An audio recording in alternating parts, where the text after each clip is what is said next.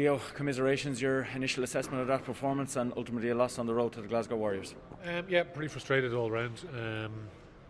Talked about beforehand in the lead-in, I think, to the game, just trying to be a little bit more accurate from our previous game against Ulster.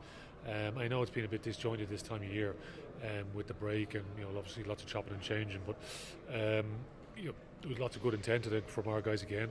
It was quite a scrappy game with lots of stoppages and we had a couple of tries ruled out as well. So I think the general feeling is pretty frustrated that we weren't good enough and able to control certain parts of the game. So lots of learning out there, for a lot of our young guys, but ultimately it's a pretty frustrating evening for us because you can talk about lots of other things, but there was plenty of things there in our control that we just weren't quite good enough. So lots to work on. Just trying to turn our attention now to next week and get back to the RDS, and hopefully we have a crowd in, so it'd be amazing to have 1,200 spectators back in the RDS because we've been waiting a very, very long time for that day. That stop-start nature in particular in that second half, is that something that the lads just kind of have to learn from and be better for the next time that happens?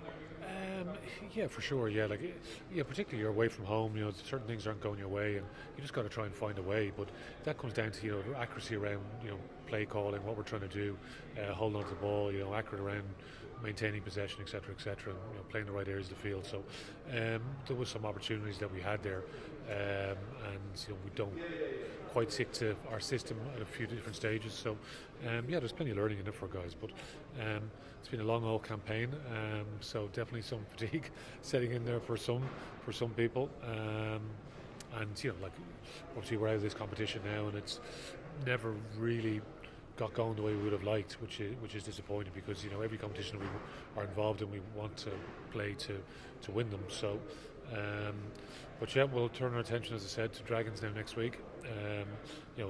It's coming to that stage of the season where lots of players will be representing Leinster for the last time or have represented Leinster for the last time.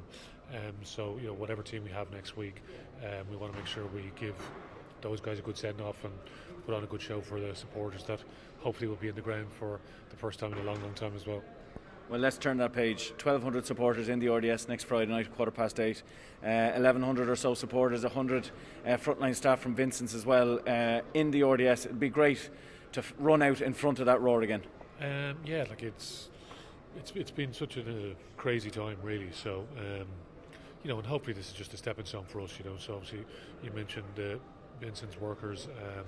Obviously we have our very own Dr. John Ryan, who's kept us safe during this past 18 months, or a little bit under 18 months, and we know the stresses that everybody in the healthcare system has been under. So I think it'd be fantastic to get them to the game and a few loyal supporters as well. So and again, as I said, we just hope it's a stepping stone to a brighter future on the spectator front, because we've definitely missed. You can see in the games, the energy flow that's not quite there, and you're probably hearing too much of players over the ref mic, etc., at home, and I think to have that crowd noise there and make them be the ones that are influencing the referees rather than the players. So I think it'll be a very important step for us.